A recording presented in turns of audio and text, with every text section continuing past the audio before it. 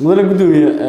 أفضل كاس يو ديل كاس أنت بصح واي واحد جرواي ديل كأنا جيسنا لكن ولا ديلي ولا دعي وانا لا أفضوبي ereyadiisii ugu dambeeyay waxa ay ahaayeen macaamiil ayaa ii taagan ee ii soo xawil dhammaan lacagaha USDT ee aad heli karto waana saacado kadib markii lagu baahiyay gacanka ciidanka maqnaashiyaha ganacsada marxuum Abuukar Axmed Kaabax waa ku diray USDT badan ma wahaayban iyo 300 amal ay ugu jirtay oo dira waxay soo dhaneeyay macaamiil ay taagan ay waa dira waajifina hada dira baafinta hay'adaha amniga waxba uma tarin ilaan taliyihii la weydiin lahaa ayaa marxuumka uu jeebeysan yahay indhahana waxaa kaga xiran cimaamada mid ka mid ah askartii aan sharciga ahayn ee la socotay taliyaha waxaa laga wariyay ceelkan iyo geedahan lagu dhex tuuray meedka marxuumka erey ay ka mid yihiin waa ku daayay tani miduu ka kacaya ma aha iyo armuu igu soo noolaada waana la wada dhaansan yahay oo dhalooyin qamri ah ayaa la isku mootiyay catowgay marxuumka haddaba aan isugu kiin xiro silsiladan tixan ilaa imaaraadka shaqaalihii iyo wakiilkii shirkadda Yigis LTD Dubai Liibaan Maxamed Cumar kuna isticmaalo dukumeentiyo kale sida baasaboorkeeyaan Liibaan Maxamed Axmed ayaa ahaa hagaha shirqoolkan ku soo dhamaaday fadeexadda iyo fashilka laakiin qadarka seeriga go'an ee waqtigiisii dunida uu ka kor dhawaaqay marxuum ganacsada Abuukar Axmed Kaabax 26 Diseembar sanadkii tagay ee 2023 ayay Yigis u dirtay warqad kalsooni kala noqosho ah dhammaan bahwadaagta shaqo ee suuqa crypto waxaana warqadaasi ku daabacnaa ogeysii shaqo ka joojin ah inuusan matalin Yigis Liibaan Maxamed Cumar bedelkiisna waxa ay shirkadda siisay doorkaasi marxuumka xilligaasi Liibaan waxa ay shirkaddu ku lahayd $7389 inta kadib Liibaan waxa dhacday in uu maalinta ka dambayso shaqadiisa culays ugu sii noqonaysay marka inta aan dareennay waxaan ku qasbanaanay inaan ka fikirno hal kale xilligii ugu dambeeyay marka oo shaqadii aad u xumaatay waxaan dirnay yarkan walaalkay dhiman doona Abuubakar Allah naxariiso yar kale oo ka sii yara jiro bilal leeyahay inuu dhashay isagana shirkadda kamid ahaa isaga waxa uu dirnay Dubai waxaan ku leeyahay balniyaha caqabadaha jira soo qiimeeyay maxay tahay markuu meeshii tagay caqabadii soo qiimeeyay waxa inoo soo baxdayba ninku inuu yahay mid yaani mas'uul aan qaadi karin wax ku dheel ah waxyaabo isdaba mariyay diimo badan lagu haysto lacagaheena anaga aan lahayn mas'uulka uu nooga ahayn ku takrifalo oo isticmaalo shaqooyin kale dadka kala macaamilo reportkaas aan helnay yarka walaalkay markuu soo laabtay automatic waxaan go'aan ku gaarnay inaan bedelkiisa u dirno yarka walaalkay dhiman doona Abuukar Allah naxariiso ayaan waxaan u dirnay Dubai xafiiskeena qaybtaas aan u wareejinay markii uu tagay oo isbuucan uu joogayba bamba qaraxday waxyaabaha dhaca waxaan ka wada bamba qaraxday yani waxaa yimid ku dhawaad 12 qof oo magaceedu kala macaamilayay oo lacag uga qaadanayay oo kula shaqeynayay oo magaca kabaniga isagoo isticmaalo mas'uuliyadda sheeganayo ayaa nala soo xiriirin waxay leeyihiin hantiyan naga maqan ku dhawaad 400 kun ah dadka qaar koor codadkii noo soo duubayna hayna ama iyagu Liibaanka la hadlay ama anaga la hadlay arrintan markay dhacday waxaan go'aan ku gaarnay aan sameeyay wax la yiraahdo statement aan la wadaagay dhammaan dadka noo yaqaanay oo shaqo wadaag ahayn ama shirkadaha kala xawaaladaha ama bangiyada ama dadka sariflayaasha ah oo lacagaha dahabka iyo macna dirhamka isku bedelo iyo dollarka oo Dubai base ku leh inaan u dirno notiisyo inaan mas'uulka ahayn ka waxa dikada ka yimaado taabkay dhacday isku daygu waa sameeyay wuxuu ahaa ninkaasi isla Dubai soo joogo yarka walaalkay dhiman doona Allah naxariiso xafiiskii furihii qasnada kala wareegay isagoo xafiiskii qasnadii oo furan laakiin lacag 100 kun ah ee dhex taalo ayuu yimid lacag dirham oo 100 kun dollar u dhiganto ayuu xafiiskii yimid xafiiskana waxa qayb ka digan nin dheeraad Xasan Dhaqane oo Liibaanka ay eeyeen isagana oo xafiiska waa wadaagna share ku ahayn 50-50 ayaan koos ugu bixin jirnay ku shaqo jirnay lacagta meesha ka qaatay 100 kun yarkii walaalkay Allah naxariiso ku soo laabto lacagtu waa wada lacagtii ay qaatay Liibaanina xafiiska lacagtii qaatay والله ما كانوا اللي بقى عكسي قاعدتي ورني وحبا يوم استاجي وأنا أصبح علينا يا وقت السي وكوسو علينا هذه بدو كله شم على نحمل اللي قاعدتي لعكت إنه دب وجهله أنت يا أخوانك وحرايا وحسنها المسؤول دول دي بي هضيعين aniga oo shirkadda mas'uulka ah inta kale uu isu soo sheegay intuu kiiska ku jiray liibaan oo ka xun eedahaasi ayaa u kuba gastay dhaca iyo suuq ka saaridda shirkaddan waxuuna markiiba soo wargeliyey wakiilkiisii xamar dhamma cabdifitaax maxamed xasan qoslaaye taliyihii hilwaa oo ay xagga hooyooyinka ay isaga xiran yihiin. waxaa bilowday 31 Diseembar 2023 ilaa habeenkii geerida ganacsadaha ee 21 iyo 22 February 2024 fududeynta taageero dhaqaale oo wadar ahaan gaaraysa ilaa $935. waxa uu u sheegay in xamar uu soo galay maamulihii lagu bedelay 12 February 2024. 14 February 2024 waxa uu qoslaayay soo tolay 5 maaskara ah oo ay ugu horeysay noloshiisa inuu xirto. waxa uuna ku bixiyay $25 sida tixraaca CCTV iyo dhaqdhaqaaqa nambarkiisa gaarka ah ku lifaaqan. 12 Febraayo markuu soo laabtay 14 Febraayo 2024 wuxuu soo toshtay maaskarii wajiga lagu xir lahaa. sheekada meesha ka bilaabay waa meeshaas. 14 Febraayo 12 Febraayo waxaa imaaday marxuumka. 14 Febraayo shaqada ayaa bilaawday. waa kana mar asoo harqaan ku yaalo xamarweyne tagaayo gaarigiisa lana heshiiyahay. tarashashankana soo bandhigi doona. wuxuu gudoomiye muuqaalkan waa gaarigiis waa kana gaariga bareemiyada cadaanta oo maantoon aan sheegeen waa tan gaarigaas bareemiyada waxaa la saaran gaariga eedeysana qooni. halkan ayaa waxa ka soo baxaya ninkii dawaarka iska lahaa uu tagaya waa kaas uu leeshiinaya. marka waxa lagu heshiinaya maaskari wuxuu u tuuray $15 ayuu u tuuray. saacadu waa meeqo 14 bishii 2024 5 saac 57 daqiiqo kor fiiri waa kaamiradi isla waqtiga sheegaysa waa 14 bishii 2024 oo 5 saac iyo 57 daqiiqo iyo 17 second waa la heshiinaya. contractiga ayaa socdo waxaana lagu heshiinayaa maaskari marxuumka lagu afduuba lahay. wadanku waa kaamirooyin laamaha amnigu waxay ku dadaaleen meel kastoo la maraayo inay kaamir ku xiran tahay. waa ilaahay xamdigiisa eedeysana lama ogaaleen. heshiiskii ayaa socdo contractigi waa uu dhamaaday. eedeysanu sidaas ayuu ku qulqulay. kabacdi uu soo laabanaya. markuu soo laabto wuxuu qaadanayaa wuxuu tuurayaa lacag $10. waa tana markuu soo laabanayo waa 7 saac 22 daqiiqo isla habeenkii waay. dawaarku waa la xiray laakiin lacagta oo tuuray waa gaas lambarkiisa 551 asiga iskale hadda la weydiyo asiga iskale asigaan u tuuray isla hadda la weydiyo asiga goobjoog nambarka oo lacagta ugu soo dhacdo waay. wuxuu u tuurayaa dawaarkii uu ku tolnaay maaskaraha 5 xabba ayaa lagu heshiiyay $25 laga rabaa. $15 ayuu u tuuray markii orderka uu dhiibanay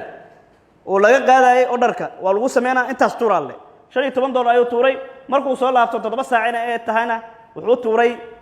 $10. meeqa isku tahay $25. 25taas waxa loo tuuray mu'amaradii iyo dilkii iyo afduubkii dhici marxuum Abuukar Kaabax. yaa tuuraayo asaga intuu ka tuura nambarkiis nambarkan yaa waay asaa iskale intuu ka diiwaan gashan yahay akoonka lacagta soo dhacdo waayaba kees kaloos. kabtan cabdifitaax maxamed xasan qoslaaye waxa uu isku hoolay helista macluumaadka marxuumka. waxa uu kaashaday xasan maxamed saciid xasan dhiidhiin oo ah wan exbidla suuqa online-ka ku jiro. waxa uu keenay in haariyartiisii hore uu marxuumka ku bedelay saaruf. waxa uuna xasan fariisiyey xogta marxuumka. hawdkaas luuqaasa ugu jiraa. marka hadda shidaal aan doonaa waa soo baxay adinka idin sugayaa oo ku tusaa luuqa ku jiray. hadda jidka markaa ku soo dhacaa ku tusaa isagii marka hadda soo dhaqaaqay jidda gaarigiisa waa kaas. ani marka luuqaan aan ku jiray hadda aan soo baxay sumarti gaari maragtaa gaarigii waa kaas hadda luuqaas aan ku jiray luuqalkaasa gaarigina waa kaas guriga hor yaalo mafaanta ow caalamada asaga iyo hube. xasan maxamed saciid xasan dhiindhiin waxa uu abuuray akoon loogu talagalay qorshaha lacag dhicista. waana farsamayaqaan loo adeegsaday ka shaqaynta arrintan. akoonkaasi waxaa sumad looga dhigay magac dumar oo aan raad lahayn ifraax axmed wacays. taariikhda 15 February 3 cisho kadib imaanshihii marxuumka. ka hor alila wadaago hal ii sheego akoonka waa sameeyay oo waxa la yiri akoon barafagti rabnaa oo waliba qaab balaag list iyo dabagalnay nin baan rabnaa inaan lacag ka qaadano akoonka noo sameeyo akoonka horta sidii waxay dhahay aqoonay taliya qoslay akoonkii aniga waliba seen bari mar walba taliya wuxuu marsinay dhinac aqoon u soo maray waasixna si caadi marka u hadalno qoona saxna mar walba marka asoo ugu daba xijinaayay waxa dhacday marka macnaa akoonkii sidii aan ku sameeyay waa u soo diray akoonka waa sameeyaan marxuumka oo aan wax walwal ah ka qabin taliyaha degmada uu ku nool yahay si dhowna ugu gacan furan marka loo fiirsho dalabaadka lacageed ee uu ugu shubay nambarkiisa gaarka ah ayaa kala wacay qoslaaye 19 February oo qarax dhacay wadada u xirnayd si uu u sii daayo iyo 20 Febraayo oo ay taraafikadu ku haysatay Tirismataale labadaba qoslaaye waxa uu arkay fursad dahabi ah oo kaalmo dhameystir u ah dalabka hor yaalla ee ah ka taqalusida marxuum ganacsada Abuukar Kaabax midna gudoomiye arxan laawga horteena fadhiyo qarax ayaa waxa dhacay 19 bishii 2024 maalintan ay ahayd inuu ka boolis ahaan gurmado meesha waxa ka gurmanaya milatarigi asaga la sagay ayaa ka gurmanaya meeshan halkii ay ahayd inuu ka gurmado ayuu wuxuu raasanayay marxuumku raasanayay marxuumkii jidka ku xirmay waqtigan ayuu wacay markuu wacno wuxuu ku dhahay inuu halkaas qarax ka dhacay dad masaakiin ah ku baabo 10 qof waxaan ka rabaa in ay iga deeso walaalkaygiyo halkii ay ahayd inuu ka daayo wuxuu yiri meeshaad ugu sug anaa ku imaanayo meeshaad ha ka tagin anaa ku imaanayo waxa uu leeyahay waxa waaye inuu xogta iyo gaariga uu wato uu helo bas wax kale ma uma socdo dhaawacyada masaakiinta wuxuu u socdaa oo raba in uu helo uu ilka helo ninkaas gaariga uu wato oo intaas uu daba joogo 12 Febraayo ilaa 19 asigoo raadinaya macluumaadka uu keelayo mudane gudoomiye garsooryaha maxkamadda sharafta leh eedeysana ayaa mar labaad lagu dhagay waxa ku dhagay qolada taraafikada Tirismataalayaasha ayagoo ku dhagan ayuu wuxuu wacday ileen taliyii degmada dhan oo mas'uulka ka ah war taliyo maanta ifro halkaas Tirismataale ay dhigiin iyo imaw taliyii laga rabay inuu ninkan ciidankii u dhaxdhaxaadiyo maadaama mas'uulka degmada uu ahaa muxuu sameeyay gaarigiisa dhexdiisa ayuu ka dhax sawiray taargada gaariga marxuumka ileen wuxuu raadinayay marxuumkan taargadiisa waana waxyaabaha qofku lagu dabageli karo marxuumka taargadiisa ayuu sabirtay kadibna uu gal goormo sabirtay waa kaas wuxuu ku qoran tahay 20 bisha 2 5 saac iyo 10 oo sabirtay markuu sabirtay kadib maxaa dhacay taliyaha ayaa teelkiisa gaarka ah ku sawiray nambarka aqoonsiga gaariga ee taarigada marxuumka waxa uuna ugu dambeyn habeenkii 21aad ee February ku soo dhacay shabaq howlgal ah oo loo sameeyay marxuumka waxa loo galay wadada laakiin isfaham waaga askarta iyo taliyaha waxay sahashay in gacantooda uu ka baxo Cabdinaasir Yuusuf Kaabax oo la ilmaadeer ah marxuumka 4 saac maray tahay aan banooni salax ka soo baxnay waxaan u soconay xaafadeena oo ku taalo masaajidka Alidaaya waa soo baxnay aniga oo Abuukar Allah u naxariistay xaafadeena soo aadnay waxa ka soo leexanay masaajid isgoyska soos ka soo leexanay Shaleem Cabdiwayl marayno waxa waaye wiil Cabbaas la dhaho oo cabitaan leh waxaan ka gadanay cabitaan furlaato iyo cabitaan kale oo yoogad ah kadib maray ay tahay 4 saac iyo waxa waaye 45 daqiiqo meelahaas waxaan ka soo tagnay Cabbaas marayno masaajidka Orfane waxaan la kulanay askar wato dareeska booliska kadib waxay sameeyeen aniga ma arkayn marka hore Abuukar Allah u naxariistay asaa arkay kadib wuxuu dhahay gaariga marka hore isbiid ku waday uu istaajiyay gaariga kadib wuxuu dhahay ana waxaan dhahay gaariga maxaa u istaajisay kadib wuxuu dhahay askarta ma u jeedin miya macnaha aniga askarta marka hore ma arkaynin saan marka ay ugu dhuftabo waxa dhacday in labada daaqad oo gaariga aniga asiga aan ka saarneen aan ka dijiyo oo aniga dhinac la dijiyo asana dhinac loo dijiyo kadib aniga dhinac markii la dijiyo jilbaar markii la dhigay gacmaha kor u taagaa la dhahay saanan dhahay macnaha kadib waa istaaga la dhahay dhinaca kale la soo mariyay waxaan arkay Abuukar oo jeebo gacanta loogu xiraayo oo jilbahan dhulku yaaliin kadibna cimaamad wajiga loogu xiraay aniga meesha fadhiisan leedahay waa isag fadhiisanay gacmihii qaabka uu Abuukar u qabtay saan jeebada camalaha saan u qabaa leedahay markaan u qabtay Abuukar markii ka dhamaadeen oo jeebadii ku xireen cimaamadii ku xireen iska Abuukar ay wadeen macnaha gaarigay geliyeen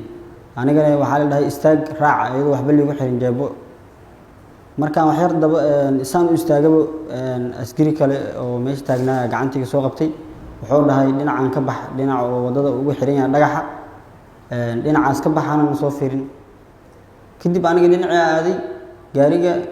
waxa waaye askartii way galeen waxayna ka baxeen dhinaca wadada dhagaxa ugu xiran yahay maahan dhinaca kale oo xaafadaha ay ku degteen macnaha mar aan laamiga markaan dhagax dhaafay aan waxyar gadaal soo fiiriyay gaariga meesha kasii degaan arkay waxa waaye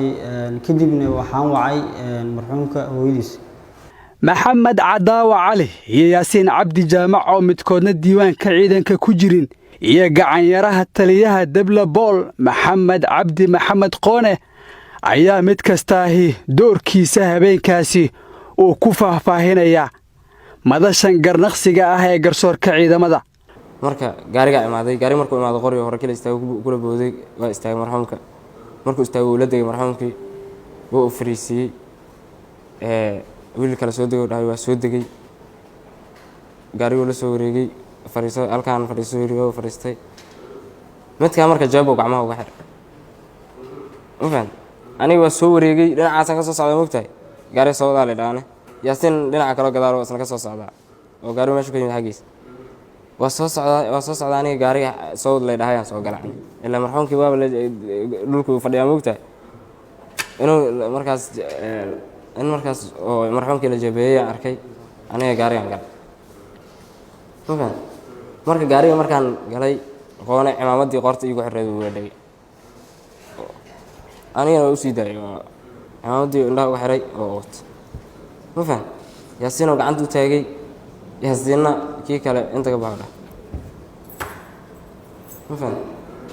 saas darteed aniga gaarigan soo waday gaariga taliyaha markay annagoo daba kacay luuq askamaniya istaagnay xasan dhiilina la waco imaaday afka lagalama hadlin barnaamijka markii hore annaga ogaal kuma ahayno gaariga soo wada aniga la dhahay yaasiinna ninka soo wad wixii kale la socdo soo lama dhig aniga gaarigan soo wad la dhahay yaasiinna ninkii gacanta loo taagay gacanta laga hadlo caawimaduna waa ta gacaha ku yaqaan qof bilaadana inta ka baxo ninkii uu iska daay ilaa ninkaan nina taarigad u ahay oo asaga oo aqoonsanaayo la degay mugta ninkii hootay oo gaariga saartay saasaan ku baxnay luuq askamaniya istaagnay xasan dhiidhiina la wacay oo taliyaha markaas qoona waca gaarigana laba taarga meesha uga furay laba taarga meesha looga furay taliyaha iyo qoone yaasiin waxaa la yidhi gaariga taliyaha hor istaag mootooyin iyo wixii soo gala luuq celi xasan dhiidhiina imaaday gaarigu soo galay u banaya la yidhi xasan dhiidhiin gaariga taliyaha soo booda wuxuu yidhi ninkaan inuu isfurto ma rabee iga deji gaariga waa la dilaa iga deji yiri gaariga waa la dilaa inuu isfurto ma rabee taliyaha dhahay ma faham qoona soo booda dilkiisa ma rabo yiri waa iska dayaynaa gaariga iga deji aniga waa dega marka intaas marka maraayo dhulkan u degi intaan ka ahayn dilka aniga inaan gacanteeda ku geysto aniga dilkaas gacanteeda kuma geysanin hubkaygana kuma geysanin qora aaka fadhiisa aan watay hal baaloota hadday ka dhacday waa la ii maxkamadeyn karaa hubkaas bastoolada ah aniga ma wadanin kuma qornayn shaqo kuma lahayn waxna kuma dilin waxbaan ku dilina ma dheh waxbaan ku dilina ma dheh bastoolada taliya qoslaya shaqo mudane gudoomiye afduubkaas iyo dilkaas intaba sax waaye wax jira waaye dilka anagaa geysana laakiin aniga gacanteeda kuma geysanin saddexdeena askari nin kamiduna gacantiisa kuma geysanin hubkiisana kuma geysanin waa kaas walaa wax mashruucan wada gudoomiye ma aqaan hadda mashruucan wax wada aqaan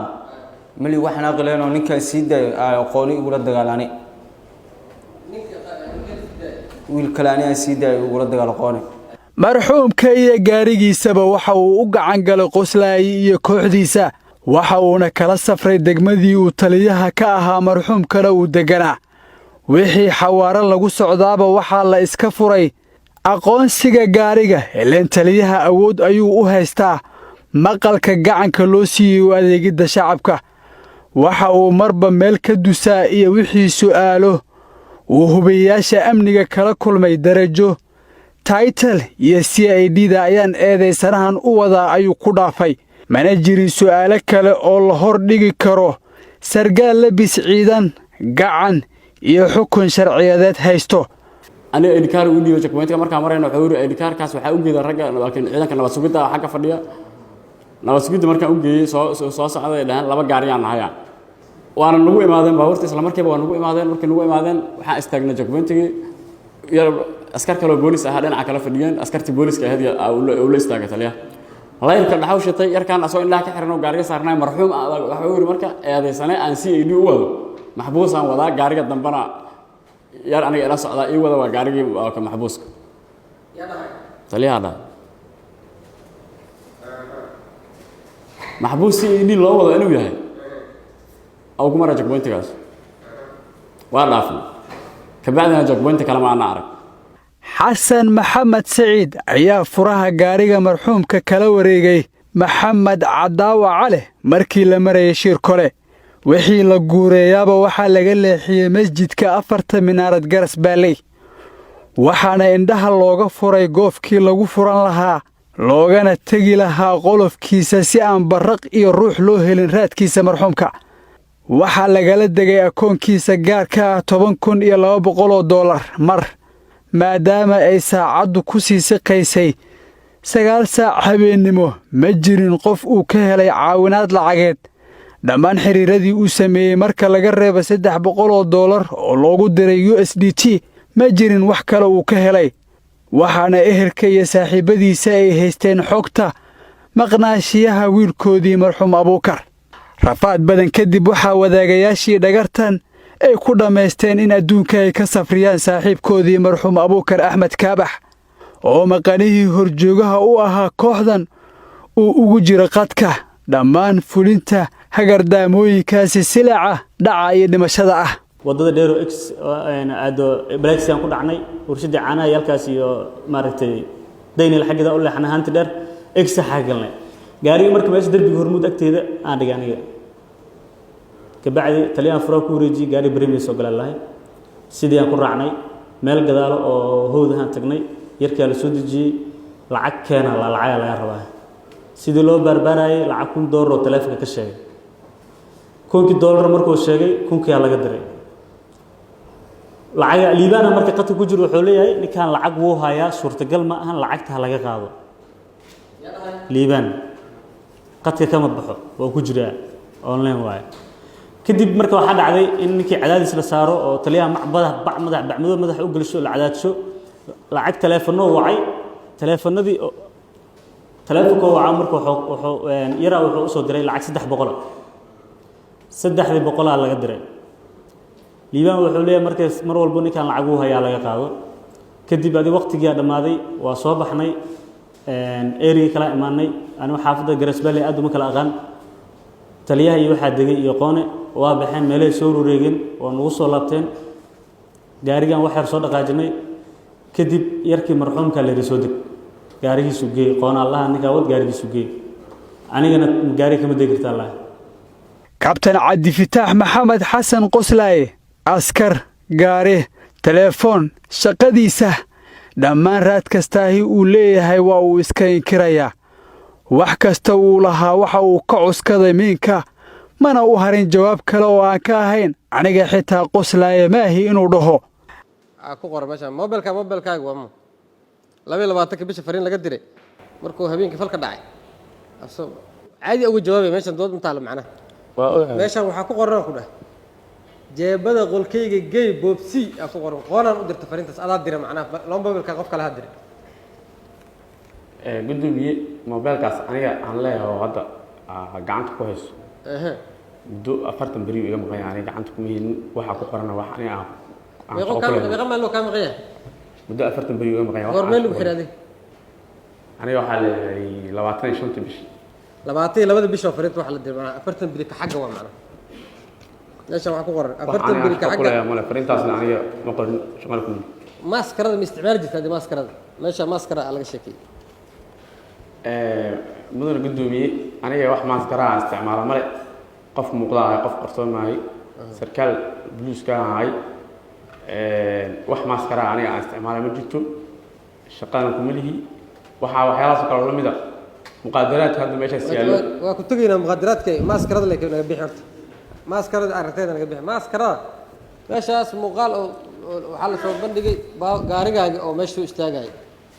qof oo meesha ka ganacsadane maaskarada uu sameynaya qofkaasi taleefon lambarka lacag looga diro maaskara laga gado leeyahay qof gudoomiye aniga qof aan maaskara ka tusho ma jiro nimankan xeraalinta ah wax badan aan isla marnay kiiska waxaa maya adiga waa ka jawaabayna bis xeraalna iska dhaaf caadi ugu joog maaskaradaasi inaad ninkaas ka gadato meesha tagtay oo lacagta dirtay oo transactionada ama dhaqdhaqaaqa lacagta la diraayo mobilada laga diraayo lambaradaasi oo lambarka inta ku jira laga diray ma jirtaa mise ma jirto aniga hal lambar aan leeyahay lambarkii shanta akoonka oo lacagta usoo dhacda waaye wax lacaga oo maask lagu talo aan ka diray ma jirto aniga waxaan wataa lambar furaha eber 6 5 51 41 74 habeenkaasi waxaa seexdaa tiri gurigeyga qofaa la wareystay meesha hoteela yarka ka shaqeeyay ninkaasaa noo yimid uu dhahay waana seexday meesha iyadana beemiya ama sida gudoomiye qofka horta meesha la soo taajiyay waa dhageysanayay hadalkiisa wuxuu goobta ka cadeeyay inuusan aniga i garanaynin uusan si gaar ah aqoonin magaciisa saddexaad uusan aqoonin wax xirfad guud laga dhexeyn lambarkayga aan lacag u dirin aniga mas'uul ahay qof mas'uul laga yahay maaha haddii hotel aan kireysanayo ama aan guri kireysanayo aniga dukumenti qoraayo ama lacag diraayo maxkamadda wuxuu u sheegay ninka yarkii inta soo istaagay inuu ku yaqaano meesha maqaayadda lahayd oo imaa jirtay saas darteed adiga soo wacday adigii koox aawday balse lacagta qof kale uu diray saas uu sheegay waxaas wax ka jira ma jiraan anigana ninkaan aqoon u maleeyahay asaguna aqoon u ileeyahay ma jirto hadduu aqoon u leeyahay halkaas inta soo istaagaya abtiriyo hana sheego meesha ugu bartay iyo gaarigii marxuumka waa laga soo tegey agabkiisii sida kombyuutar apple iyo ibad biyodegeenka fagax ayaa lagu shubay halka kuwa kale waddada ay ku xooreen sida furaha gaariga iyo teleefonadiisii gaarka ahaa marka laga reebo xasan dhiidhiin inta kale hotel muqdisho taleex ayay degeen xilliyadii salaada subax agaheeda markaan waa markay soo laabteen markii ninkii halkaas la dhigay oo ceelkii uu ka soo fashilmay oo ceelkii gurudaan ay dhici weysay ee meesha iska dhigeen soo kala ordeen waa goobtan ay ku soo laabteen goobtan intee waa marka goobtan waa goobtii lagu ruday kombiyuutarradii saacadihii boorsadii wixii dhammaay waa warta fagax waay markay soo galayaan waa kana gaarigii quslay gaarigii oo marxuumku waa la soo tagay gaarigan waa gaarigii eedaysana quslay waay asiga ayaa wado waa uu gudbayaa dib uu soo laabanayaa waxaad arkaysiin asigoo meesha ku rudayo waxaana ku rudaayo sida uu qiraalka yahay eedaysana xasan dhiidhiin laakiin yaa ku rudaayo amarkii odharka dhan waxaa iska lahay eedaysana quslay waa kaasaa halkaas waayo goobta ay taagan yihiin goobtaas ayuu gaarigi istaagayaa leer ayaa qaban doono waa la arkaa caadi loo arkaa waa kan gaarigi waa kana asigoo fagax soo galaya waaye markaana waa muuqaaladani waa muuqaalada ay duubeen kaamirooyinka hay'adaha ammaanka waay muuqaaladan lowlaa muuqaaladan jar leen lama heli leen cadeemahan iyo exhibitkan marka waa kana gaarigiis waa kana waa uu soo socoyaa waa gaariga eedaysana qoslaaya waaye waa kaas meeshuu ku gudbay wartii ayuu aaday marka iskooska fagax waa ka marka uu soo laabtay waa kan asiga waa gaariga eedaysana waaye halkaas ayuu istaagayaa iskooska fagax markay ka laabanayaan oo la dejinaayo xasan dhiidhiin la dejinaayo xasan marka la leeyahay motor raac waa sidoo hadda ay maxdalka ay ka sheegeen halkaasuu taagan yahay gaari ayaa qaban doono iftiinkiisa waa arki doontiin gaari weyn ayaa iftiimin doona halkaas waayo goobta uu taagan yahay gaariga eedaysana qoslaaya waa kaas taargadiis waa kaas taargada waa nadiif caadi loo arkaa waa kaas mudul gudoomiye halkaas waa goobta uu taagan yahay gaarigaas weyn ayaa iftiinaya markaas waxaa la dejinaa xasanaa la dejinaa oo naga deg la leeyahay mudul gudoomiye markii la dejiyey xasan waxay soo aadeen dhanka iyo hoteelkiina ku geynaa rabnaa marka waxaa la imaaday iskooskool wadaag baaritaankii ayaa la marsiinayaa askariga shaqadiisa ayuu gudanayaa baaritaanka ayuu marsiinayaa kaarkiisa ayuu fiirinayaa wuu fasaxayaa kadib inta u socda hotel muqdisho iyagaa qaraal inay tageen waxaa keena marqaati caddeynayo oo reception siise ah inuu asiga soo wacay waa la gudbay marka iskooska dhanka waxay u aadayaan dhanka sayidkay u aadayaan haddana kaamirada sayidkaa qabanayso kaamirada sayidka halkaas ka qabanayso halkaas ayuu soo baxayaa kaamirada waa kaamiradii jidka oo Makal Mukarrama ku jeeday ee sayidka korkiisa saarneed waay leerkaas soo ifaayo waa leerkiis waay jagboontiga meesha isku yaal ayuu soo marayaa inuu gudoomiye waa kaasaa gaariga isla qoslay waa kaasaa isagoo jidkii Makal Mukarrama ku soo dhacaayo dhanka sayidkan ugu soo dhacaayo sidoo kale waxaa soo bandhignay isagoo howlwadaag lagu baaraayo oo dhanka sayidkan uu soo jeedo marka haddaad arkaysiin dhankaan u laabana dhankaan soo ma aadaya dhankaan u laabana wuxuu aadayaa hotelkii lambar 4 uu aadayaa waa kaas waa gaarigii eedeysan qoslay gaariga caddaay waa wax kala ma wadna wali waa gaarigiisa saxda ahayo asiga u lahaa saacadana waa kaas saacada waa 10 saac 12 daqiiqo 10 saac 12 daqiiqo ayuu iskooska sayidka ku gudbo waa kan marka waxaa la imaaday si loo soo socday hotel Muqdisho ayaa la imaaday hotel Muqdisho ayuu xafiiska xiraalinta baaritaan ahaan u tagay hotelka ayuu booqday receptionist ay la kulmay oo Maxamed Caabi warsame la yiraahdo oo uu hor keenay maxkamadda qolalka ay seexdeen waa qolka 404 uu seexday ee san qoslay qolkan asaas seexday waa 404 asaga seexday mudane gudoomiye qolkan waa qolka seexday labada eedeysane Maxamed Cadaawi Yaasiin labadooda qolka ay seexdeen waaye waxaan u ijaaray oo wada ijaaray qolkan lacagtii liiban $40 waay waxaa bistooladii dilka farqaha loo geliyay sargaalkan waxaa laga soo qaatay mid kale uu hore u haystay waxaa jirtay biskooladoo markii siiyey muddo adiga bilooyin aan iska haystay markaan haystay bistooladaasiitii ima uusan ii weydiinin saan u haystay muddo isoo wacay iyadoo laga joogo marka falka uu dhacay maalinka ku xigo wuxuu yahay biskooladaa u baahanahay ii haysid waxaa igu haysto ninkii lahaaye waayahay aan dhahay oo ku siinaa xaafadeeda oo igu imaaday marka waxaan deganaa qaybta furayaasha horta nabadda halkaas oo igu yimid gaari soo wato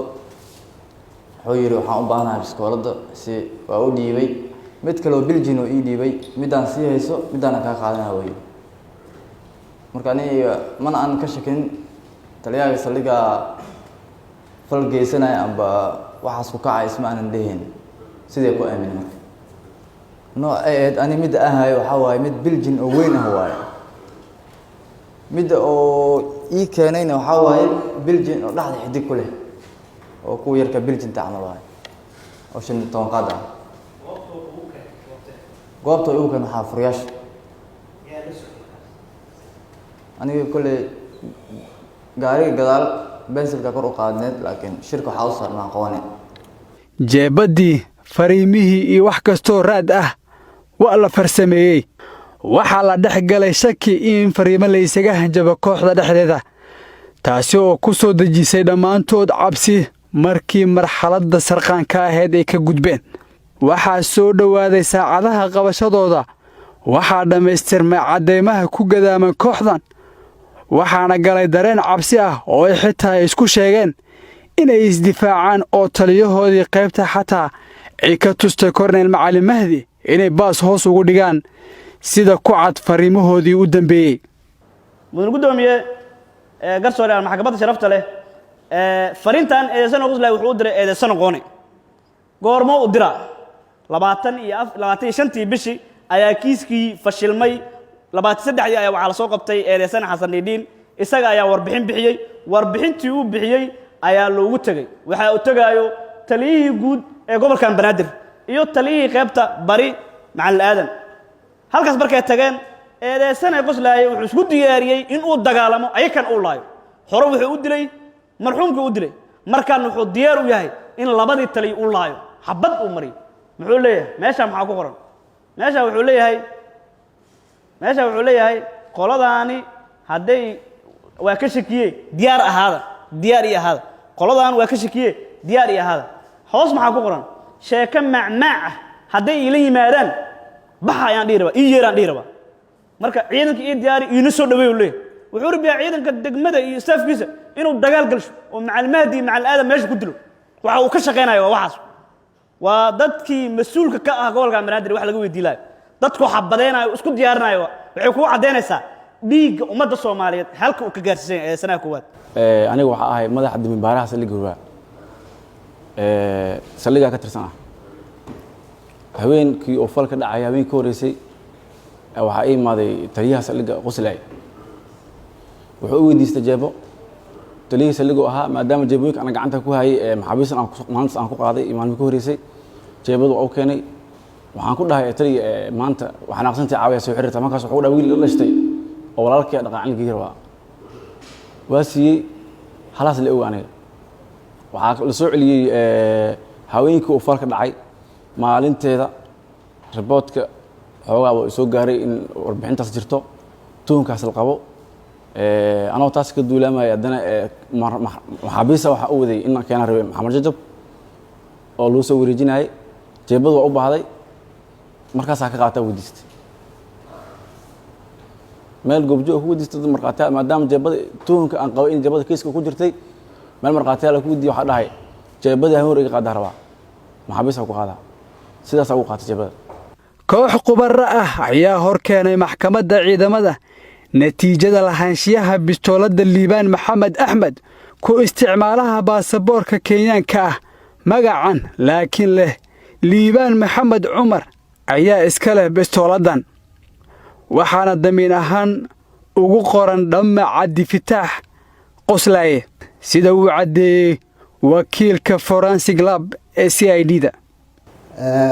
mudane gudoomiye labadii bishii saddexaad waxaa la ii keenay 2 bastooladood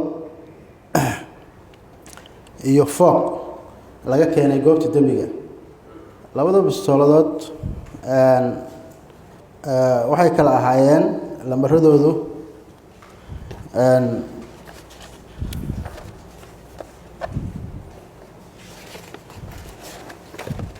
laba bastooladood oo lambaradoodu kala yihiin LA eber hal 46 iyo bastoolad ayaduna Belgium ah oo nambarkeedu yahay CN eber 9262 waxaa la iga codsaday inaan bastooladahaas yani fuuqa laga keenay goobta dembiga aan baaris ku sameeyo oon soo kala caddeeyo bastooladda laga riday fuuqa baaristii aan sameeyena waxaa natiijadu noqotay oo ii caddaatay in fuuqa laga keenay goobta dembiga laga riday bastooladda nambarkeedu yahay CN eber 9262 liibaan waxa uu xitaa xamar ku dhex joogay aqoonsi been abuur ah oo ay wasaaradda caafimaadka iska fogeysay mudane gudoomiye eedeysanahani waa qatar cadiima waa nin certification badan waa nin aan caadi ahayn wuxuu samaystay oo been abuur ka samaystay wasaaradda caafimaadka inuu darawal ka yahay waxaan soo ogaanay oo daba galnay in wasaaradda caafimaadka ay ka soo warbixiso kaarkan cid iska leh yaa iska leh kaarkan waxaan soo ogaanay inuu iska leeyahay warqadii ay ku cadeynaysan wasaaradda waxtaasa ma naqaan leeda liibaan weligiina ma arkin mana soo galaba liibaan darawalna nooma naqan halkaas waxaa ka cad certificationkiis iyo khiyaanada waddanka ku jooga liibaan maxamed xasan cusmaan 68 jirkan ku dhashay Cadaado ahna aabaha taliyihii Hilwaa waxa uu ka soo galay kiiskan inuu damiino maal ka ahaa abaabulaha weyn ee Dubai fadhiyo liibaan waxa uu ka sheekeynayaa in kaalintiisii ay soo dhamaatay ka hor geerida ganacsada Abuukar Kaabax mudane gudoomiye warqadaas nootayadu ku qoran tahay wiil yar oo aan abti u ahay oo ay wada shaqaynayeen maxamed axmed nin la yiraahdo maxamed axmed Kaabax ayaa wuxuu yiri waxaad iga noqotaa dabiin ninkii dabiinta iga ahaaba iga tegay sidaas darteed waxaan ka noqday dabiino maal haddii uu wax lacaga uu yacni intaad wada shaqaynaysaan uu shirkadda ka isticmaalo ama ka lumiyo intaad wada shaqaynaysaan aniga ayaad isoo weydiinaysaan marka xilligaasaa isugu kaya dambeysay wax ka dambeeya oo xiriira oo aan maxamed axmed iyo asaga midna yeelanay ma jiro waxaa kaloo la ii sheegay inuu shaqada ka tegey sanadkii 2023 bilihii horreeyey inuu shaqada ka tegey haddee adiga wixii uu ka xisaabtamo oo yidhaahda anaa laygu leeyahay oo hadda lagu yeesho qiran yahay waxaa aan dabiintay ka mid tahay laakiin aniga ninkaasi wax xisaab ahoo lagu leeyahay iima sheegin shaqadiina waa ka tegey waxyeelada kale iyo falalkaanina isagoo aan shaqaynayn oo ay burtay dabiintaydii isaguna iska tegey ayay yimaadeen wax shaqaan ku leeyana mudane gudoomiye ma laha xafiiska xeerlaalinta oo cadeymo muuqda la gola yimid ayaa ugu dambeyn hordhigay garsoorka wax kasta oo aan suuragal ka ahayn sargaal lagu aaminay howlaha qaranka sida CCTV kaamirooyinka amniga oo door weyn ka qaatay muujinta dhagarta imtixaan ilaa Imaaraadka Carabta waxaa xitaa halkan yaala dhalooyin qamro oo cembaceen ah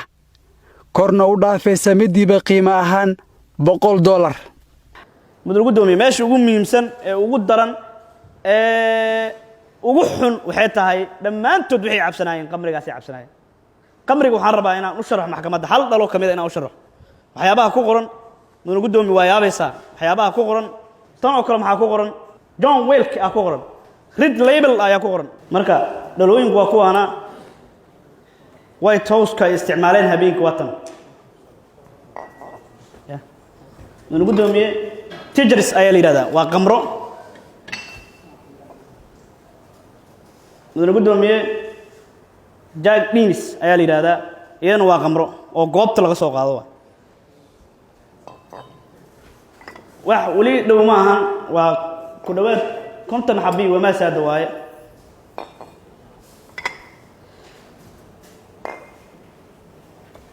cagaartan waxa la yiraahdaa black and white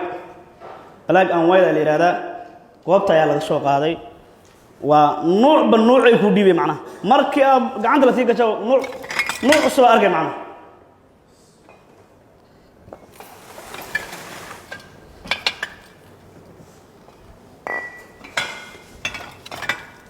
mudane gudoomiye tan waa mid hadda aan soo bandhigayay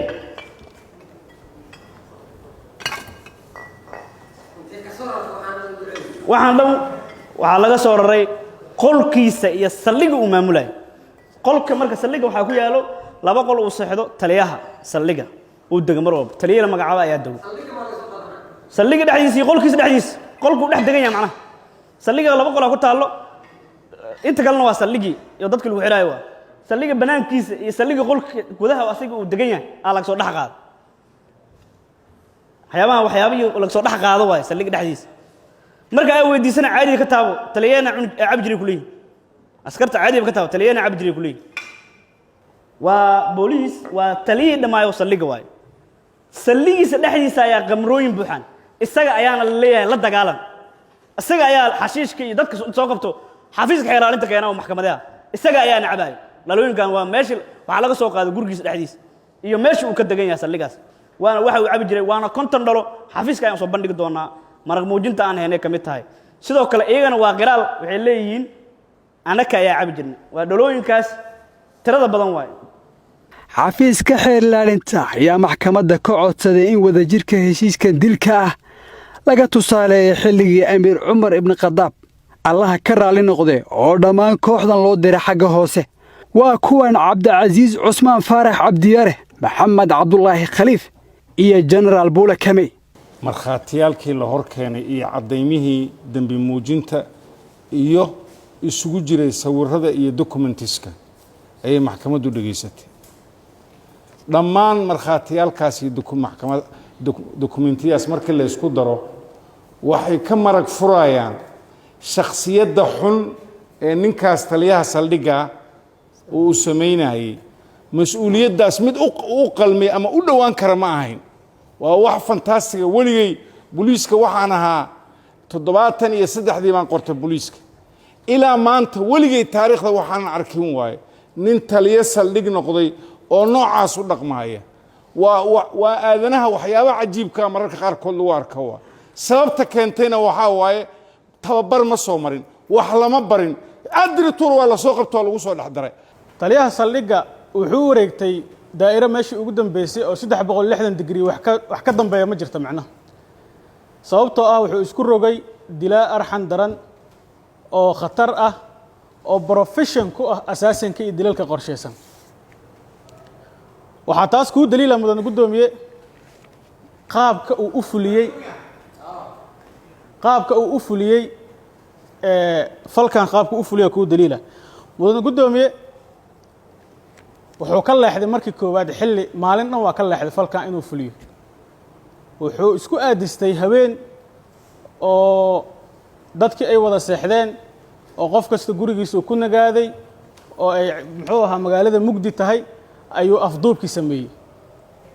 waxaa kaloo kuu daliila mudan gudoomiye khatarta uu leeyahay eedeysanaha markii uu afduubka sameynayay wuxuu isticmaalay dareeskii ciidanka booliiska Soomaaliyeed wuxuu isticmaalay jeebadii ciidanka booliiska Soomaaliyeed sidoo kale wuxuu isticmaalay face maskiga ay ciidanku isticmaalaan oo maskaraatiga ah wuxuu ka tashay Muumin Taylor sida hadda CCTV-ga meeshan ka daawateen habeenkaas habeenadii ka horeysuu tagay lacag $15 uu diray horumarisa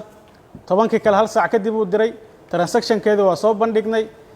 background-kooda dhammaan waa baarnay qof ku howlgali jiray ma jirin face mask habeenkaas ayaa loo tashay in falkaas loo geysto mudan gudoomiye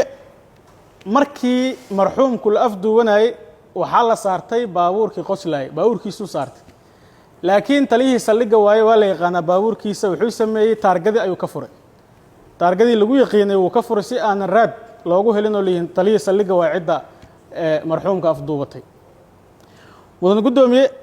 wuxuu ka waday degmadii uu taliyaha ka ahaa ee Hilwaa wuxuu geeyay Garis Valley waa dareemi kartaan wada dheer waaye checkpointiyo badan ku yaalo see ku suurta gashay marka inuu checkpointiyadaas dhaafo waxay ku suurta gashay taliye saldhig waaye kabtan uu labisan yahay dareeskii uu labisan yahay waa la yaqaanaa markuu checkpointiga soo istaagabo askartii booliiska salaanaysiina waa ixtiraame wuxuuna leeyahay maxbuusan wadaa si ay u wadaa saadarteed hal ii fudeediyo wuxuu geeyay Garis Valley wuxuu ugu talagalay markuu meeshaas geeyay in yaani maadaama degmadiisa laga yaqiin degmo ka fog inuu geeyo meel uu soo sahansaday oo ay deegaanka dadka degan ay ka fog yihiin ayuu geeyay wuxuu ugu talagalay waxay tahay mudan gudoomiye xabadda dhacaysa in aysan hay'adaha amniga aysan suspicious qaadin oo aysan ka shakin xabadda dhacaysa maxay tahay aan la dhihin saa darteed meel ka fog dadka deegaanka ayuu geeyay mudan gudoomiye intaas markaa fiirisid waxay cadeynaysaa madda khutuuratihi sida uu halis u yahay eedeysanahaas waxaa intaas kaaga sii daran oo inuusan arxan lahayn kuwa cadeynaysa mudan gudoomiye meel qashin ah korkeeda ayuu ku dilay waana uga soo tegay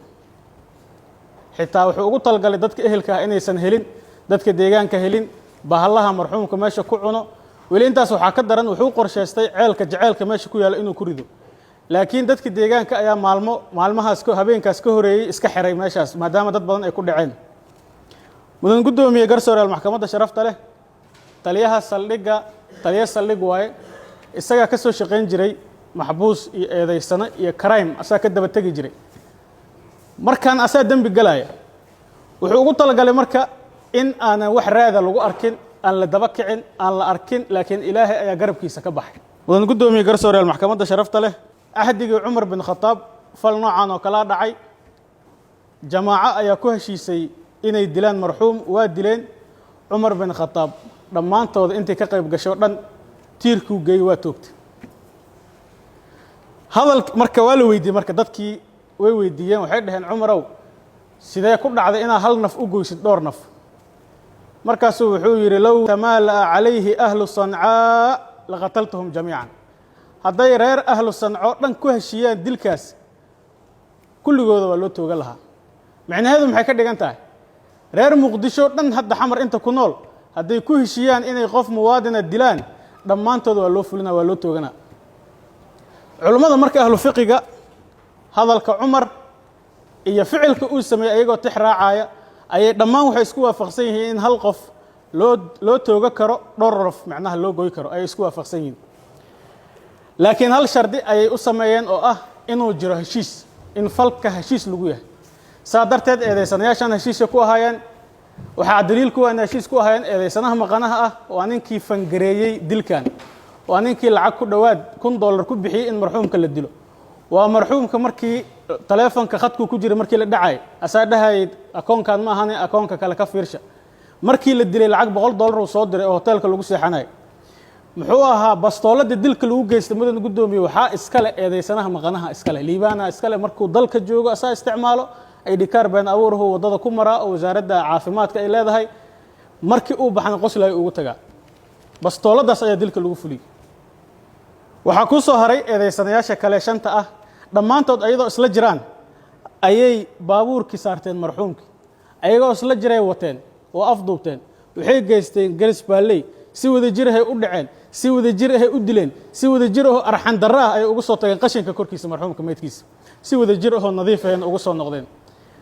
waxaa intaas daliil ay kugu tahay inay muwaafaq ku ahaayeen dilkaas waxaa intaas ku dheer eedaysana qoslaaye waa ninkii lacagta $1,000 ku qaatay ku dhowaad in marxuumkaas uu afduubto uu dhaco uu dilo sidoo kale waa ninka naqshada dejiyey qaabka loo fulinayo falkaas ninka dejiyey waa sidoo kale waa ninka keenay in loo baahan yahay qof farsamo yaqaan oo lacagaha karibtada qof yaqaan sida loola baxo in loo baahan yahay maadaama lacagta la bixi rabo uu yahay lacag karibto ay tahay mudan gudoomiye eedaysana xasan dhiidhiin waa ninkii soo shirqoolay dabagalay subaxii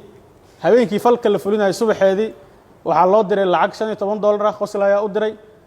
transactionkeeda waa soo bandhignay shidaaluu ku shubtay muuqaaluu duubay oo uu leeyahay meeshaanaan ku jiraa waa kanaa ninkii gurigiisa hortiisaan taaganahay uu jiifaa yacni dabagalkiisii xogtiisuu soo gudbinaya sidoo kale wuxuu sameeyey akoon perfect money ah oo loogu talgalay lacagta markii la dhacayo akoonka lacagta lagu shubi lahaa markii dilka la geysto la soo noqday waa ninkii warta muxuu ahaa ku tuuray laptoobyada marxuumka uu lahaa mudan gudoomiye garsooreyaal maxkamadda sharafta leh cadaawe yacni marxuumka laga helay meedkiisa muxuu ahaa garis baalley cimaamadii ku duuduubnayd ninka iska lahaa waa cimaamadaas saa isticmaalo muuqaaladu tiktok uu ku isticmaalayay waa soo bandhignay isagaa iskale saa darteeda marka mudan gudoomiye dhammaantood waxay ka midaysan yihiin inay isku waafaqeen dilkaas tan ugu darana ugu anshax xunna waxay ahayd khamrigan ay cabsanaayeen oo maxkamaddan soo bandhignay khamrigan ay kulligooda cabsanaayeen khamrigan waxaa laga soo qaaday saldhigga laga soo qaaday qoslay guriga uu ka jiifa laga soo qaaday mid ka mid ahna baabuurkiisaaba laga soo dejiyey habeenkaas uu cabsanaa dhammaantooda qiraal ay ku yihiin arrintaas taliye saldhig oo saldhiggiisa mas-uulka ah oo loogu talagalay inuu dadkii deegaanka ahaa amnigooda uu sugo ayaa asiga bahal ku noqday marxuumku 2 jeer ayuu la xiriiray 2 jeer marna qaraxa dhacay wadada ku xirantay uu la xiriiray marna tarasbataala lagu qabsaday uu la xiriiray intaas maxay tahay taliye saldhig waa degmada uu isaga degan yahay taliye ka yahay uu maciin baday macnaha dhowr jeer uu lacag weydiistay lacagihii waa la siiyey ninka marka adiga lacagta siinaysa oo ku siinay inaa isla adigii ciidankii diyaarisid oo qorshihii diyaarisid oo dilkii aafulisid oo meedkiisa ugu soo tagtid meel qashina arrintaas waxay cadeynaysaa halista uu yahay eedeysanaha saa darteeda mudan gudoomiye fiqhiyan waxa ay qabtaa culimada in hal naf loo tooga karo dhowr naf saa darteeda xasan dhiidhiin waa ninkii soo shirqoolay waa jaajuuskii soo jaajuusay inta kale waa inta fulisay liibaan waa ninkii qarashaadka ku bixiyey saa darteeda maxkamadda sharafta leh iyadoo xeeraalyaha iga dambeey doona waxaan codsanayaa inaan maxkamadda kusoo wareejiyo in lagu xukumo dil toogashaha 2 eedeysano oo si wada jira dilka u fuliyay waa eedeysanaha koowaad dhamme cabdifataax maxamed xasan qoslaay oo lahaa damaanadii bastool wixii dhammaayay soo sharaxay oo dhan sidoo kalena ahaa fangareeyii iyo fuliyii iyo waxa gaarigiisa lagu qaatay waa cadda arrintaas waxaan codsanaynaa eedeysanaha koowaad in dil toogashaha lagu xukumo 2 eedeysanaha labaad maxamed cabdi maxamed qoone waxaan codsanaynaa asigana in dil lagu xukumo number 3 ninkii ka weynaayo soo abaabulay oo ilaa Dubai kusoo dawooda dabagalka iyo balaayadan dhan la soo abaabulay ee xanaaqii uu ka xanaaqay shirkaddii laga racday ee qorshaha dilkan iyo waxaan dhan iyo waqtiga ninkaas oo galaya sheegane waa eedsanaha saddexaad liibaan maxamed cumar asagoo maqane ah maxkamadda waxaa ka codsanayna inay disho oo dil toogasho ay ku xukunto eedeysane xasan maxamed siciid sidoo kale waxaan soo bandhignay dabagalkii asna uu sameeyey sidoo kale lacagtii laga distay isagana waxaan codsanaynaa in ay maxkamaddu ku xukunto dil toogasho ah waa eedeysanaha afaraad maxaa yeelay dabagalkii ayuu sameeyey dhiiqada asaa ku tuuray waa uu ka qayb ahaa waa uu dabagalay akoon ayuu sameeyey isagana waxaan codsanaynaa mudug guddoomiye inay dil ku xukunto labada eedeysane maxamed cadaawe cali iyo yaasiin cabdi jaamac oo doorkoodu u ahaa ilaalin iyo baabuurkaas ay raaceen waxaan codsanaynaa ayagan maadaama ay ka qayb qaateen in xabsi daa'in ay maxkamadda ku xukunto eedeysanaha ugu dambeeyo waa eedeysanihii gacan siiyey eedeysanaha saddexaad oo damiinka ka ahaa isna waxaan ka codsanaynaa qodobadii aan ku soo eedanay maxkamadda inay ku xukunto maxkamadda waa mahadsantahay qareennada ayaa iyagana ku kala tega difaacidda muwaakiliintooda oo mid kasta ay ku dadaalay ka riixidda eedda xeer ilaalinta waxa ayna tusaale ka dhigteen orahdii sayidka laga wariye ee ahayd gacani waxay qaaday u qowlan tahay xaqiiqatan maanta dhan waa cabsanaya waxaan islahaa ma ogtahay waxaa la keeni doonaa almujamaad cadaymo iyo mushkilo la keeni doonaa laakiin ilaahay xamdigiis waxaan ka bilaabayaa horta aabbahan ka bilaaba oo lagu soo eedeeyey 297 iyo 306 sababta loo xiray waxaan ka ku maadsantahay inay xorriyad u banaanka isaga joogo sababta loo xiray sabab sharciga waafaqsan ma ahan maxaa yeelay dembiga dhacay waxba kama ogeyn kamana qayb qaadan lugna kuma leh ninka tegey baa damiin ka ahayd baa la yidhi damiinka uu ka ahaa waqtigeedu waa dhammaaday maxaa yeelay markii la ruqseeyo ku ekay waxbuu fududeeyey iyo maxbuus buu fakiyey iyo intuu ka baxay maxbuus lasoo qabtay ama eedaysana lagu daba jiray oo intuu u fududeeyey meel ka tuuray ma jirto laxduuba ma ogyahay sida awgeed anoo ixtiraamaya xafiiska xeer ilaaliyaha guud ee ciidamada qalabkiisa anoo ixtiraamaya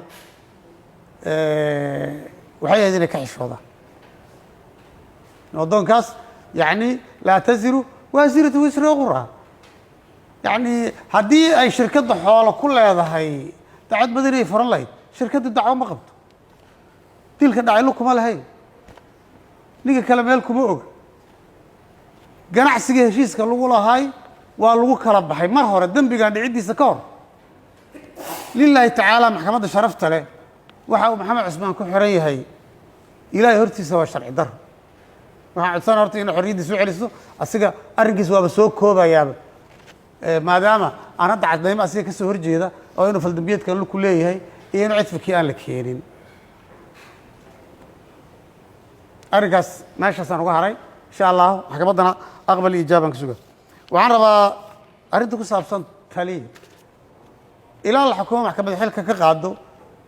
oo mutahim taliyihiisi buu yahay maxkamaddu marka waxaa codsana inaysan dhibsanin inuu taliyihiisi yahay weli marka ilaa maxkamadda kaa qaado waxaaga waa leedahay marka haddaan ku soo celceliyo taliyaha macnaheeda sharcigan waafaqsanahay waxaan rabaa meeshaan 3 dembi ayaa ka dhacay maxkamadda waxaan rabaa inay ila fahamto afduub baa ka dhacay waa u tacseenayaa ehelka iyo marxuumka dhintay ehelkiisa waana ka xunnahay in saasoo kale ay ku dhacdo waxaa ka dhacay meeshaan 3 dembi mid waa afduub mawakilkayga lug kuma lahayn meesha lagu afduubtayna ma joogin 2 askariyaa sheegata annagaa soo qabana le jidka u galnay soona wadnay kaas asiga lug kuma lahayn xaasha lil dembi kalaa dhacay burcadnimaa dhacdaa la yidhiyo qof baa waxaa laga shubtay xoolihiisii iyadoo qori lagu handada taana cid kala sheegatay inay akoonka samaysay inay lacagaha shubtay inay lacagaha xayirtay inay barnaamijka shaqa leedahay xaashaa lilah lug kuma lahan mawakilkay lambar 3 dilka qof baa sheegtay yidhi anaa dilay waa laygu qasba iyo waa layga iibiyey wax kala wa qof baa sheegtay oo yidhi anaa dilay xabaddan anaa ku dhuftay barqaatina waa lagu furay kaasna mawakilkayga lug kuma laha iyadana maxaa yeelay sayid maxamed cabdulla xasan waxaa hadda ka hor la yiri 21 sano dadka leenaysay soo aqri meelaad gashay marabtido wuxuu yiri weligii dooro ma bareen uu yiri gacanina waxay geysatay leeda ha waa sayidkii wuxuu yiri weligii dooro ma bareen marka ciddii wax dilaysa ayada wax dishay marka dilka laga hadlaayana cidda geysatay baa iska leh sida awgeed muwakilkaygu dilku ma laha gacanta taliyaha qoslaaye gacantiisa waxba laguma dilin waxna laguma qaadanin exactly sida runta laga hadla saas waay waxay dhahan dil ha lagu xukumay dhehen qosla haddii dil lagu xukumo dadka dhan la dilo waay maxaa yeele waxaa la rabaa concreto barova concreta la rabaa hebel baa hebel dila anaa arkaya markuu dilayo iyo ninkii inuu yidhi anaa dilay iyo camera la keena soo dilaa la keena waayahay waxaan rabaa barova concreto dil iska dhaafa xataa wax u dhow lagula kaco meeshaan kama jiro qodobka 199 wuxuu qabaa xeerka habka ciqaabta Soomaaliyeed wuxuu qabaa eedaysanaad dambi wada galay in marag la warsan karo laakiin hal dhinac kale marag waa wada galay kulligeenan ahayn nabadaanan ahayn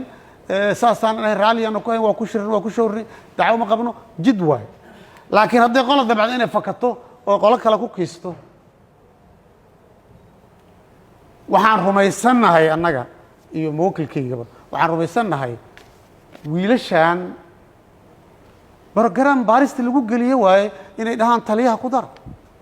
halkan waxaa lasoo dhoobay alcohol la soo dhoobay xafiiska xeralyaha ciidamada qalabka sida waxaa laga yaabaa in fiqigu ku yaryaha laga yaabaa waxaa la rabaa qodobka 52 iyo 53 xeerka habka ciqaabta Soomaaliyeed haddaad guri cid leedahay fatashayso waa inaad amar maxkamadeed haysataa waa inaad aadaysana gurigiisa la fatashaa kula socdo meelaha waxaa laga soo qaaday maxaa la mala xiraab waxba nama qorsayeen weligeena maan arkin maxaa yeelay markii gurigeena lagama soo bixin anaa fur lay dhiilahay qolka soo badegan aniga waa la soo waday fur inta fala garansa wixii wala soo xaabin lahay barnaamijka oo xafiiska xeralyaha ku keenay ma waafaqsana 163 xeerka habka ciqaabta Soomaaliyeed shayga waxaa la rabaa in la igu dhajiyo kool ahaan la igu dhajiyo mala awaalka wax meesha ka dhacay waxay ahaayeen fantasy waxay ahaayeen seminar bay ahaayeen waxay ahaayeen wixii la dhihi jiray indha sarcaad sawirro meel lagu soo dhigay warqado orday macno male lacagaha la isu dirdiray lacagaha maxaa inta yar la isu diray laga soo hadlay 3 sano lacag la isu diray oo ilma abreed waa hooyadiis soo dhashay hadday xeraali wuxuu dhahay wadaadka adoogahay aqoon uma lahayn ninkaas islaantiisa la taaba dhashay soo aqoon lahayn ilma abreed waa hooyooyinkooda wada dhashay liibaan iyo qoslahay ilma abreed waa waxay macaamilaan 10 sano waaba joog jireen wax barbaleeni kama jirin marka haddii aniga maanta la fatasho dad badan oo loo baahnayna laga helaan lacag u diray ama lacag isoo bastoolada wax lagu dilay nin baa lagu helay baa leeyahay oo waday ninkii shaaga ma dhaafto way sharcigu saas ma hayn miya ninkii shaaga ma dhaafto way hebel ay bedeshay hebel astaan yeelay no waxyaalaha qaar ninkii shaaga ma dhaafto way bastoolada intii wax lagu dilay way gacantiisa lagu qabto qofka lagu qabtaa leh waxa looga soo tagay waa sabab oo duulaan waxa lagu yahay muwakilkayga kaliya arrintaasi arrin qabata ma arrin waxaan rabnaa maxkamadda iyadoo nooga aqoon badan xaqiiqaadka dambiyada say u dhacayaan wixii caro ah iyo wixii dadaal ah iyo wixii ammaanka hala sugaay waa gar laakiin qofka halaka man halaka can bayina shay la kor saaray inuu jiro waayo oo cad mala awaalada iyo suufkii xanjeel isku dhadhajiyey iyo ma jirto bastoolada oo gurigiisa laga soo qaadatay wax lagu dilay maahan asigana ma lahayn teeda kale ma jirto saxiix iyo suul uu leeyahay oo bastoolad uga soo dambeeyay liibaan xaqiiqatan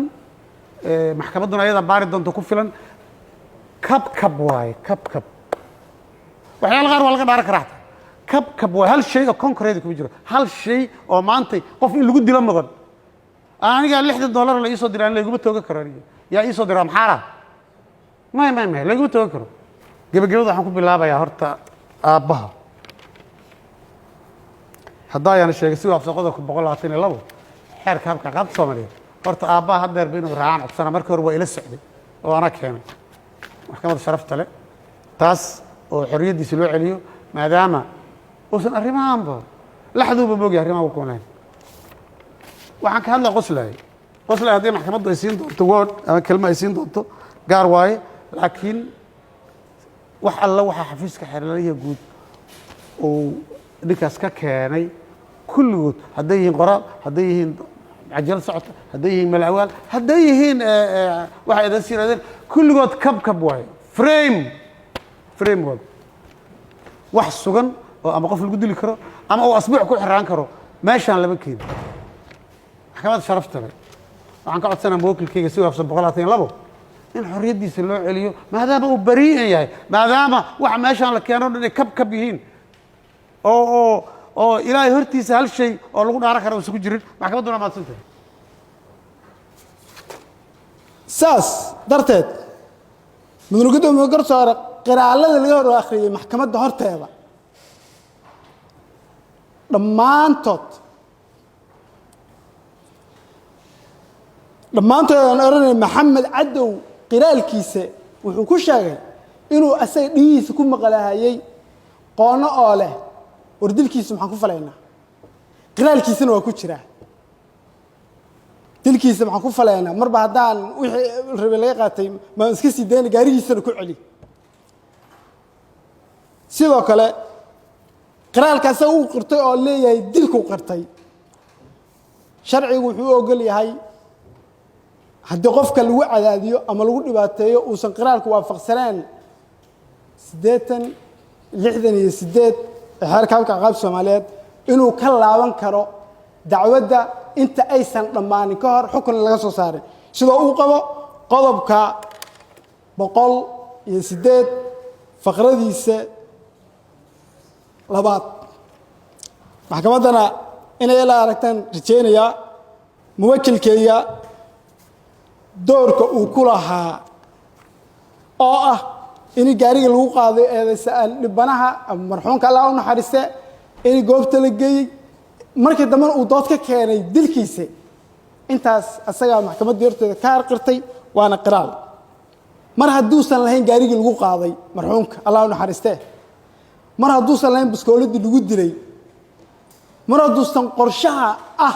in marxuumkan nafta la dhaafiyo uusan asagu qorshaha u jirinba oo san soo suuraysan xataa waxaa la dhihi karaa aada ah inuu geystay dilka baraarka cad oo gacantiisu ku dilay ah inaysan waxba ka jirin baa la dhihi karaa saa darteed mudugudoomiye garsoore maxkamadda sharafta leh waxaan ka codsanaynaa anigoo u daadegayo gunaanudka eedaysanaha inta keliya oo maxkamadda maxdarkeeda doorka hore ee xeeraanta doorkeeda ee lahayd uu ka maqraati kacay u dhahay intaas baan sameeyey oo aanan ku jirin dilka in loogu khafiifiyo maadaama uu ka shaqeeyey cadaaladda oo ah qofka eedaysanaha ah hadduu dhibku geystay si sharaf leh maxkamadda horteeda uga hor qirto asagoona meelmeerinin asagoonan maran habaabinin in lala aadi karo qodobka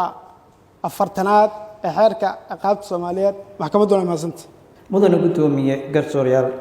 ugu horeyn is-hortaagii aan ka muujinay inkastoo aan lagu qancin xafiiska uusan nagu qancin laakiin nuxurka eedda waxay ahayd afduub xasan aalad uu wax ku afduubto gacantiisa kuma jirin mana haysto waxna ma afduubi karo afduub waxaa afduuban karo qof awood iska leh isla markaasna aalad uu wax ku afduubto gacantiisa ku jirto meeshaas xasan waa looga gafay marka labaad waxaa lagu sheegay burcadnimo burcad waxaa noqon karo 484 waa naqaanaa nin hub inta qaatay waddo galay si burcadnimo ah waxa u dhacay aan noqon karo xasan ma ahan burcad waddana ma galin dadna ma dhicin mana waxyeeleen sidoo kale wuxuu lagu eedeeyey dil maanta lama horkeenin maxkamadda horteeda xasan inuu dil geystay xafiiska xil ilaalintana ma aysan sheegin markhaati loo keenay in xasan uu sameeyey fal dil ahna maba muuqataba xaasha lilah marka intaas waxay caddaynaysaa inuu beri ka yahay sababtoo beri uga yahayna waa tilmaamayna maadaama aysan lahayn qiraal cad oo la sheegayo la muujin karo maadaama qiraalku uu yahay qiraal aan informal formal ma aha qiraalkan informal way because ma aha lambarkiisii protocolka looma isticmaali karo waxaa loo isticmaali karaa maanta waxa xasan inta uu ka sheegay intana waxa uu ka sheegay hadday waxay ahayd in la qasbay in baabuurka la saaray inuu raacay maxkamaddu u bayaaniyay waxay ahayd xafiiska xeer ilaalinta inay isticmaasho 112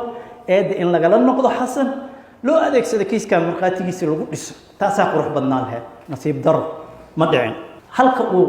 qareenka saaxiibkay leeyahay waxaa sheegay xasan anagaa difaacaynay maxdarkaa laga dhagaysanayay afkiisa kama soo bixin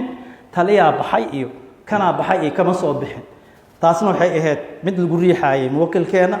inaan ka difaacnana xaqa ugu leenahay mudana guddoomiye garsoorayaal maxkamadda sharafta leh haddaa ku fogaaday intaas waxaa ku gunaanadayaa difaaca mar haddii qiraalkaasi oo muwakilkayga loo soo bandhigay aan loogu nisbayn karin mar haddii markhaati cad oo la horkeena maxkamadda aysan jirin oo dhahayo xasan dhibkaasuu geystay waxaa daliil u ah marka iftiimintii uu iftiimiyey dhibti meesha ka dhacday oo hay-adaha sharciga uu iftiimiyey ma fiicnayn kumana qumanayn waxaan is leeyahay xafiiska xeraaliyaha guud ee maanta macdarka jooga ee soo eedeeyey muwakilkeena inuu soo eedeeyo kuma habboonayn laakiin waa dhacday laakiin waxaa ilaahay bahadiisa maxkamad cadaalada hortaaganna dilkuusa qayb ka ahayn dhacuusa qayb ka ahayn badbaaduu sameeyey hantidii shirkadda u badbaadiyey akoonkii la rabay in lagu shubo lacagta laga saaro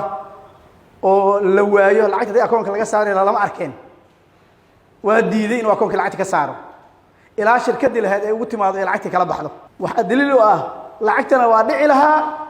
ayagana waa qarin lahaa meeshu rabana waa aadi lahaa xaqii oo dhan buu caddeeyey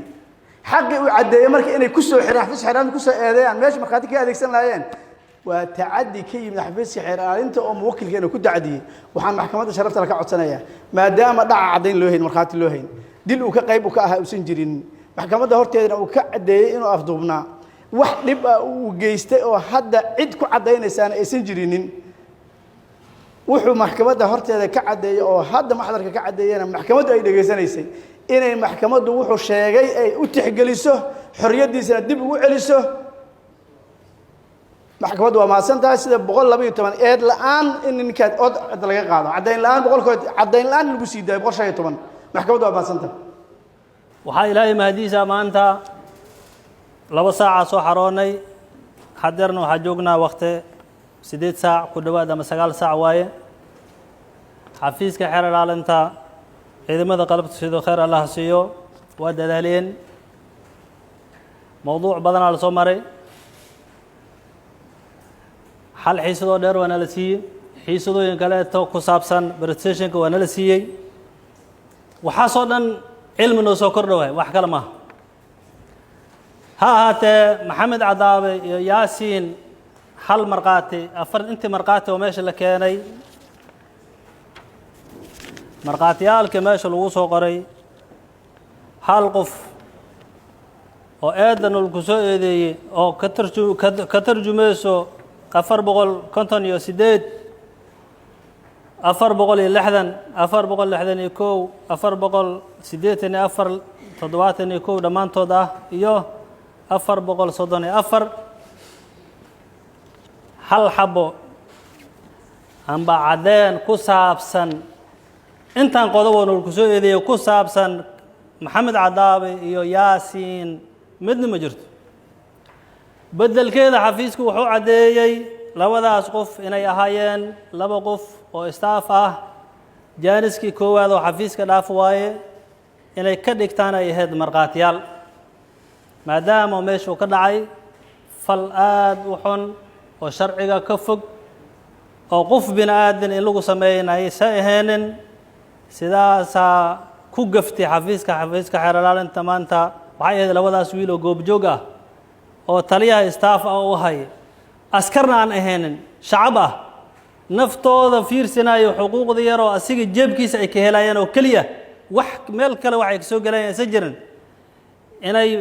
marqaata ka dhigtaan ay ahayd muxuu sameeyey hebelna muxuu sameeyey hebelna muxuu sameeyey meeshaasaa laga heli lahay marqaata saxna waa u noqon lahayd sababtoo ah ma jirin goob ay ka maqnaayeen oo habeenkaas dhacday min bilaaw ilaa dhammaad way joogeen oo waxay ahaayeen staff taliyaha staffka ammaankii dhan ayagaa ilaalinay wax kalena uma ilaalihaynin taliyahoodii oo booliiska taliyaha saldhigga ah oo ayagaa soo maciin biday waqtigii la joogana ay tahay qof aad hubto wax u dhiibo oo asigaas u dhiibto amnigiisa ay ilaalihayeen darteed horta dhibkaan ay u mareen waana u xer yihiin waxaa kale ay soo hartay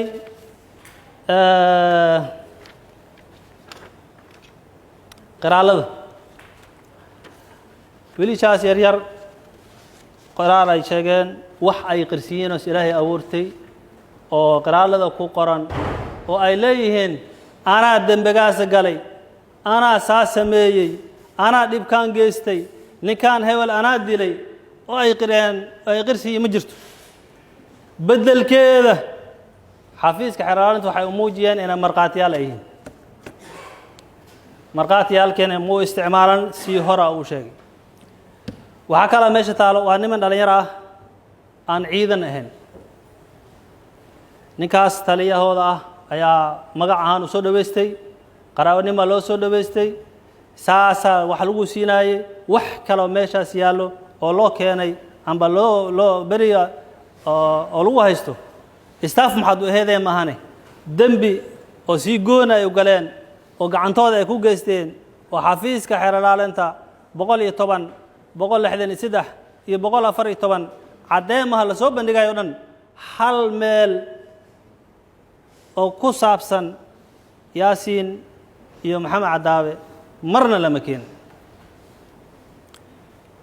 maxkamadda sharafta leh maadaama aan waqtiga aad isu dheeraaday aan daalanahay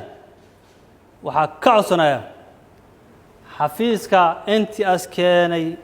oo aan ku saabsaneen maxamed iyo yaasiin inay diiddo maxkamad horta beddelkeeda maxamed iyo yaasiin inay xorriyadooda soo celiso ayadoo qaadanayso qodobka 122 xeerka habka ciqaabta Soomaaliya maxkamadda sharafta leh waa mahadsanta kiiskan oo qaatay maalin dhan dhegaysigiisa kama dambaysta ah ayaa ugu dambeyn waxaa soo xiray gudoomiyaha maxkamadda darajada koowaad ee ciidamada qalabka sida gaashaanle sare xasan cali nuur shuute cabduqaadir ciise warbaahinta qaranka muqdisho